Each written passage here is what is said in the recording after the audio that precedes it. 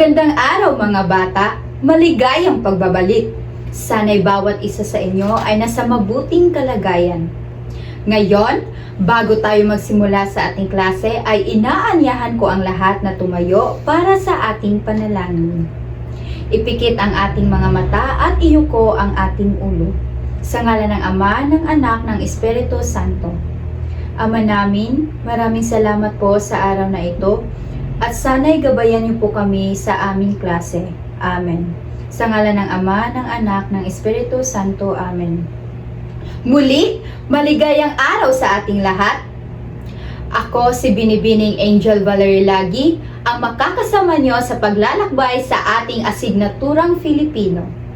Ngayon, bago tayo magsimula sa ating aralin, ay nais ko munang ilabas ninyo ang inyong dinalang comic book brochure na ibinigay kong takdang aralin noong nakaraang tagpo. Ngayon ay hahatiin ko muna kayo sa 4 na pangkat. Ito ang unang pangkat, ikalawang pangkat, ikatlong pangkat, at ika-4 na pangkat. Naiintindihan niyo ba? Magaling! Ano kaya ang tatalakayin natin ngayon? Tama! Ano kaya ang pwede nating gawin sa comic book brochure? Ngayon, upang malaman natin ang ating aralin, ay nandito si Ginoong Elmer Kainghog upang ibigay ang mga layunin.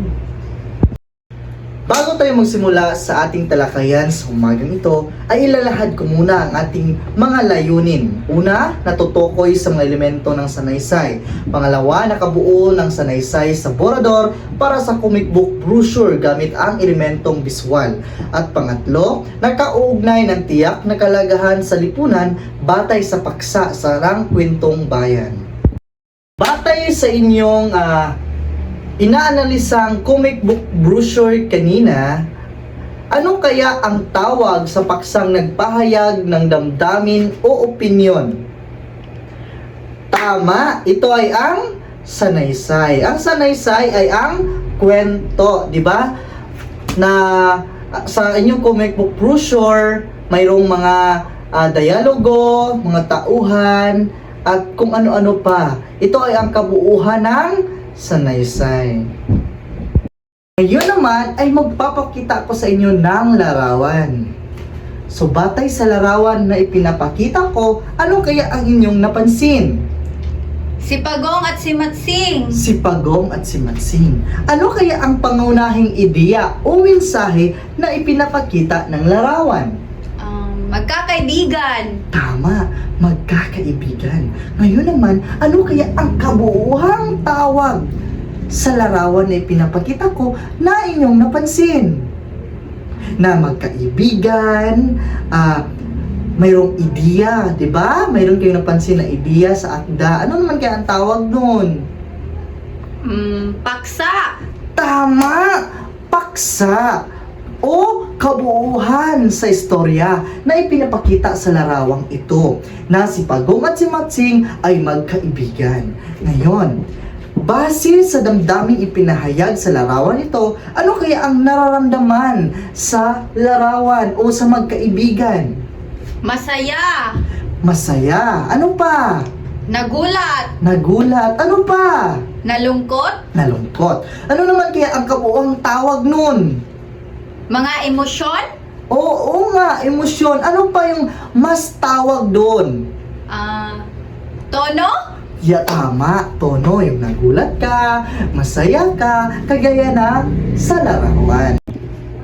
Dito naman nakikita ang pagpili ng salita at paraan ng pagpapahayag, kung saan ibinabase nito ang pagtawag pansin ng mga mambabasa sa ginawang akda ng manunulat. Ano ang tawag dito? Estilo. Tama! Ito ay ang estilo. Ang estilo ay ang paraan ng pagsusulat ng manunulat. Sa kabuuan, ang estilo, pananaw, tono, at paksa ay ano ang tawag sa 4 na yon? Mga elemento. Tama! Yung 4 na yon ay mga elemento ng sanaysay. Kapag naroon ng 4, makakabuo na ng isang sanaysay. Naiintindihan ba lahat? Opo! Magaling mga bata. Nakikinig kayo ng mabuti. Naunawaan niyo ba ang itinalakay ni Ginoong Kainhog sa inyo kanina? Opo. Magaling! Ngayon ay gagamitin ninyo ang comic book brochure at pumunta kayo sa inyong pangkat kanina. So, ang gagawin ninyo, ito ang hakbang. Una ay tukuyin ang paksa ng comic book brochure. Pangalawa ay alamin ang layunin nito, kung ito ba'y nagpapaliwanag, nanghihikayat o nagkukwento. At ang pangatlo ay suriin ang nilalaman nito. At ang pang-apat ay tukuyin ang tono. At ang panghuli ay inarawan ninyo ang estilo. Kung paano ipinahayag ang kwento, ito ba'y simple, masining o nakakatawa.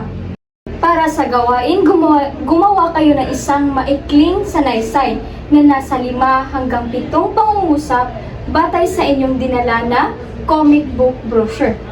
Siguraduhin may panimula, katawan at ang wakas. At gagamitin din nyo ang mga elemento ng sanaysay katulad na lamang ng paksa, tono, pananaw at ang estilo. So, pagkatapos nyong gumawa ng sanaysay, ay pipili kayo ng isang miyembro sa inyong pangkat. At pagkatapos ay ilahad nyo ito sa harap ng klase. Bibigyan ko lamang kayo ng 5 minuto. At ngayon, tapos na tayo sa pangkatang gawain. Dadako naman tayo sa pagtataya. Kumuha ng isang buong papel at huwag kalimutang isulat ang inyong buong pangalan, basahin at sagutin ng maayos ang mga katanungan. Unang bahagi, pagkilala o identifikasyon. Ikalawang bahagi, gumawa ng sanaysay batay sa ibinigay kong katanungan. Tapos na ba ang lahat? Ngayon ay magpalitan na kayo ng papel. Maaari niyong tingnan ang mga tamang sagot na idinikit ko sa pisara. Ito ang inyong magiging batayan sa pagwawasto ng inyong papel. At sa ikalawang bahagi, ako na ang bahalang magwawasto nito. Tapos na ba ang lahat? Pakipasa ng inyong mga papel sa harap. At bago tayo magtatapos ay magbibigay muna ako sa inyo ng takdang aralin.